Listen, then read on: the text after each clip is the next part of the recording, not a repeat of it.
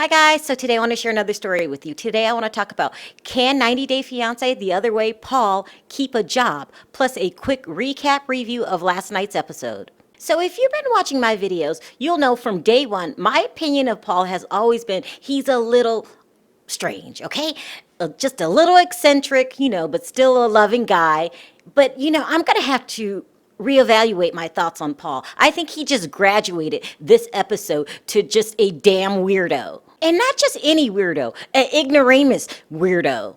But before we talk about last night's episode, let's just go over Paul's job history. Just a couple of brief things that I think may be important. So we know back in Kentucky, he was a shit shoveler, okay? He picked up cow manure for some farm, and he couldn't even do that right. I mean, remember his boss said he was glad he was quitting because he was close to getting fired? How hard is it, Paul, to shovel shit? Now, that's no shade to shit shovelers, but let's just face it, not a lot of thought has to go into that. I mean, lift, toss. I mean, how hard could it be? And you know what's even stranger than Paul not being good at shit shoveling? It would be turning down really good jobs. Okay, so you guys remember David, David and Annie that used to live in the storage room. Okay, David's friend Chris actually offered Paul a job as a manager at the storage unit. However, did Paul take that job? I guess he prefers shit shoveling. And even now on his Facebook account, when it says job, you know what he has listed? Proud T-Mobile customer. Now, I don't know if that's a job. That means he's not working, in my opinion. And you would think with those strong warning signs that I wouldn't be shocked at last night's episode when he was looking for underground work because he didn't have his working permit yet. I don't know why I was shocked. I mean, because it was the damnedest thing. That's why I was shocked. So he goes looking for work in a bulletproof vest, okay, people? Now, if someone walks through my door with a bulletproof vest on, I'm ducking. I mean, who wears a bulletproof vest when you're looking for a job? I mean, I really did think only mob hitmen wore bulletproof vests to interviews, but I guess I was wrong. So in last night's episode, after going around looking for under the table work, dressed like a trigger man, he gets back to the house where Karine absolutely had every right to say, you're really not looking hard enough for a job, Paul. Do you really want to work? Instead of answering that question, he brings up the fact that in last episode, he found her texting some other guy. She tells him to shut up, and they get into this huge argument in which Paul gets frustrated, runs out of the house, and goes and hides in some kind of, I'm going to call it box. I mean, I don't know what it is, box. It was one of those things that look like you catch rabbits in. It was about this big, this wide. He managed to squeeze himself into this box and start crying.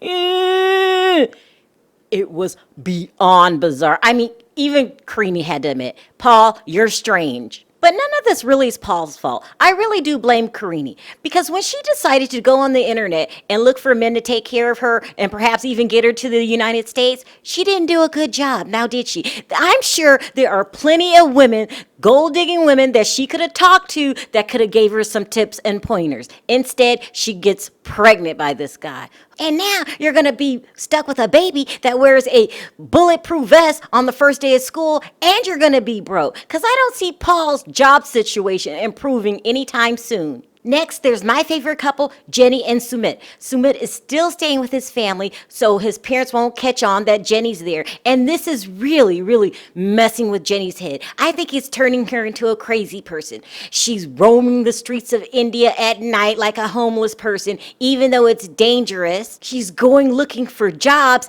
even though she's not allowed to work yet, and she doesn't speak the language. She actually went looking for a job and not know a word of the native tongue there. She went there like, me need a jobbo. I mean, he looked at her like she was out of her mind, and she kind of is. I mean, Sumit really needs to get back to that apartment, or we could lose Jenny forever. Next, there was Devon and Ji-Hoon. They finally had the baby. Ji-Hoon wasn't there in person. Remember, he was unwilling to trade in his ticket, so he had to watch it on video call, and he really did cry the moment the baby was born. He ended up coming a couple weeks later, and you could just tell that he's going to be a really good father. I really like this couple. Next, there was Tiffany and Ronald. Now, I really do think that the sanest person in that household has to be the kid, Daniel. I mean, he's the only one that is capable of making rational decisions. Because those other two, Tiffany and Ronald, well, they're just downright dangerous when it comes to making rational decisions. Because on this episode, these two decide to go apartment hunting, which is fine. I mean, if you had jobs, no one has a job. Now, I know it's a different country over there, but I'm sure it's not that different. And if it is that different, where the people really do go apartment hunting without jobs, then I'm going to have to send my brother, that's jobless also and sleeping on my couch, over to South Africa. It sounds like the perfect place for him. But even crazier than that would be Tiffany. She was more worried about the crime over there than she was about the jobs and having money. Now, listen, I've never been to South Africa before.